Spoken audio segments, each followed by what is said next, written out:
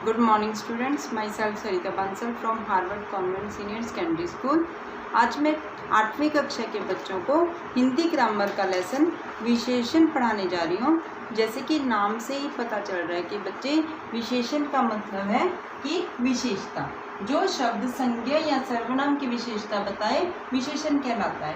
जैसे हम संज्ञा किसको बोलते हैं, किसी के भी नाम को, और सर्वनाम किसको बोलते हैं, जो संज्ञा के स्थान पर आते हैं। जैसे मान लो रानी है, रानी अपनी नाम की जगह क्या लगा, रानी क्या हुई, संज्ञा। रानी अपने नाम की जगह क्या लगाती होगी, मैं, ठीक है। तो मैं क्या हुआ, सर्वनाम।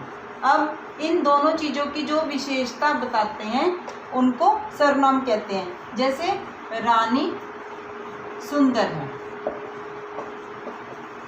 तो रानी की क्या विशेषता हुई, सुंदर। रानी क्या हुई, संज्ञा, और रानी की विशेषता सुंदर। जो शब्द संज्ञा या सर्वनाम की विशेषता बताए वो विशेषण कहलाते हैं। तो जैसे अच्छे बच्चे, गंदे बच्चे, यहाँ पर हम सिर्फ बच्चे भी लिख सकते थे, लेकिन यहाँ बच्चों की विशेषता बताई गई है कि कुछ अच्छे बच्चे हैं और कुछ गंदे बच्चे हैं।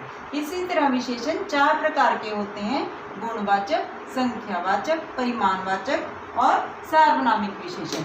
गुणवाचक, जैसे कि नाम से ही पता लग रहा है कि जो किसी के गुण के बारे में बताए उसे गुणवाचक विशेषण कहते हैं। जो शब्द किसी व्यक्ति या वस्तु के गुण, दोष, रंग, आकार, अवस्था, स्थिति, स्वभाव, दशा, दिशा, स्पर्श, गंध, स्वाद आदि का बोध कराए गुणवाचक विशेषण कहलाते हैं। जैसे अच्छा,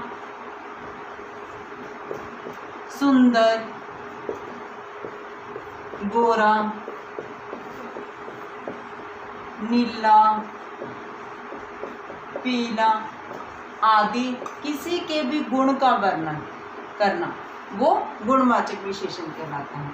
संख्यावाचक विशेषण, संख्यावाचक विशेषण वो होती है जिसे गिना जा सके। वह विशेषण जो अपने विशेष्यों की निश्चित या अनिश्चित संख्याओं का बोध कराते हैं संख्यावाचक विशेषण कहलाते हैं। आसान तरीके से बच्चे मैं आपको बताती हूँ कि संख्यावाचक विशेषण वो चीज़ें होती हैं जिनकी हम गिनती कर सकते हैं। जैसे मान लो 4 के लिए कुछ लड़के, 2 माली, ये है संख्यावाचक विशेषण। हम इन चीज़ों को आराम से आसानी से गिन सकते हैं। जैसे 4 केले हैं, हम केले की गिनती आसानी से कर सकते हैं। कुछ लड़के, हम इनको आसानी से गिन सकते हैं। परिमाणवाचक विशेषण, परिमाणवाचक विशेषण है जिसका परिमाण लगाया जा सकता है। जो विशेषण अपने विशेष्यों की निश्चित और अनिश्चित मात्रा का बोध कराते हैं। जैसे थोड़ा सा दूध या 2 लीटर दूध, जिनको बच्चे हम गिन नहीं सकते, सिर्फ उनका परिमाण लगा सकते हैं। जैसे 2 लीटर दूध, 2 मीटर कपड़ा, कुछ चीनी, थोड़ी सी चाय पत्ती आदि। अच्छा, कुछ बच्चों का सवाल होता है कि जैसे संख्यावाचक में भी कुछ आ गया और परिमाणवाचक विशेषण भी कुछ आ गया। तो मैंने जैसे आपको बताया था बच्चे कि संख्यावाचक वो होते हैं जिनको हम गिन सकते हैं। जैसे कुछ लड़के, हम लड़कों की गिनती आसानी से कर सकते हैं, लेकिन इसमें आ गया कुछ चीनी या थोड़ी सी चाय पत्ती या 2 लीटर दूध या 2 मीटर कपड़ा, जिनको हम गिन नहीं सकते, सिर्फ परिमाण अंदाजे से ही पता कर सकते हैं, या फिर जो हमें दुकानदार तोल के देता है उससे ही हमें पता लगता है कि हाँ ये चीज़ इतनी है, तो ये है परिमाणवाचक विशेषण।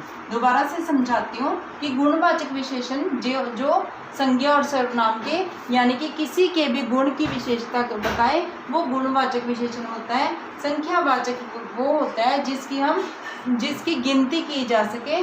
जैसे 4 केले, कुछ लड़के, 2 माली। और परिमाणवाचक जिनको गिना नहीं जा सकता, सिर्फ उनको मापा जा सकता है, परिमाण लिया जा सकता है। जैसे 2 लीटर दूध, 2 मीटर कपड़ा, कुछ चीनी, थोड़ी सी चाय पत्ती। आ गया सार्वनामिक विशेषण। सार्वनामिक विशेषण को हम संकेतवाचक विशेषण भी कहते हैं। संकेतवाचक विशेषण भी, जो किसी और की तरफ संकेत करके बताते हैं। जिन सर्वनामों का प्रयोग विशेषण के रूप में होता है वे सार्वनामिक विशेषण कहलाते हैं। जैसे वह लड़का भला है, इसमें सर्वनाम और सार्वनामिक विशेषण जो है वो एक जैसे ही होते हैं। सर्वनाम में भी हम मैं, वह, यह, वो, जैसे मैं, वह, यह आदि यूज करते हैं। और सार्वनामिक यानी कि संकेतवाचक विशेषण में भी हम यही यूज करते हैं। जैसे वह लड़का भला है, यह पुस्तक मेरी है, और कोई स्त्री आई है।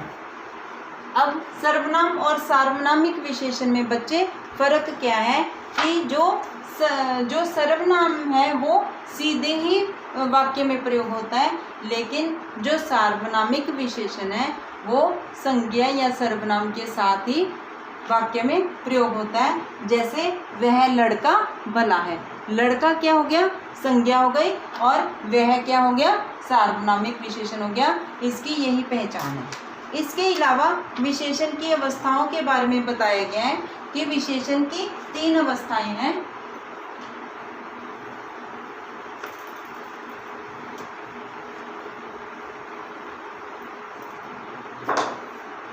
विशेषण की 3 अवस्थाएं हैं।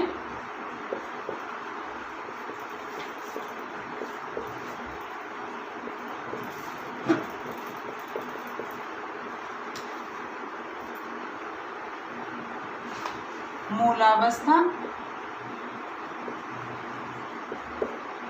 उत्तरावस्था,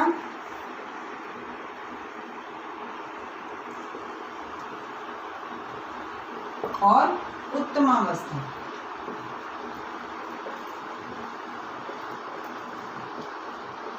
जैसे आपको बच्चे इंग्लिश में डिग्री करवाते हैं, जैसे beautiful, more beautiful, most beautiful. और जैसे इसी तरह मूलावस्था, उत्तरावस्था, उत्तमावस्था है। जैसे सुंदर हम कहते हैं ना, ब्यूटीफुल इंग्लिश में कहते हैं ब्यूटीफुल, तो हिंदी में क्या है, सुंदर। सुंदरतर, उत्तरावस्था सुंदरतर, यानी कि मोर ब्यूटीफुल, सुंदर, सुंदरतर, मोर ब्यूटीफुल। उत्तमावस्था, सबसे ऊपर वाली अवस्था, सबसे ऊपर की अवस्था, सुंदरतम, यानी कि most beautiful. Beautiful, more beautiful, most beautiful, सुंदर, सुंदरतर, सुंदरतम। इसी तरह एक और आपको एग्जांपल देती हूँ, जैसे लघु, लघुतर, लघुतम।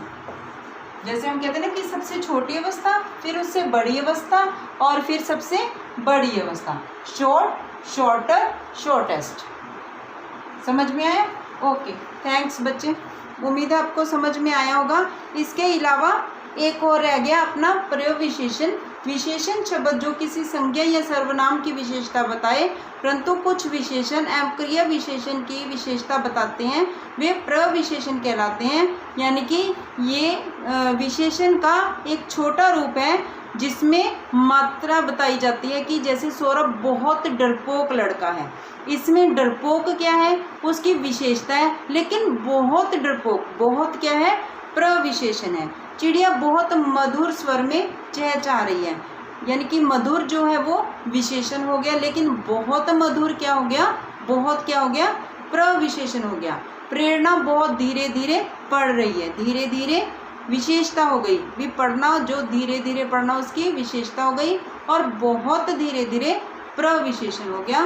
तो इसी तरह बच्चे आपका ये जो विशेषण वाला चैप्टर है ये मैंने आपको समझा दिया। ये इसका जो बुक वर्क है हम वो नेक्स्ट लेक्चर में कंप्लीट करेंगे। थैंक्स बच्चे।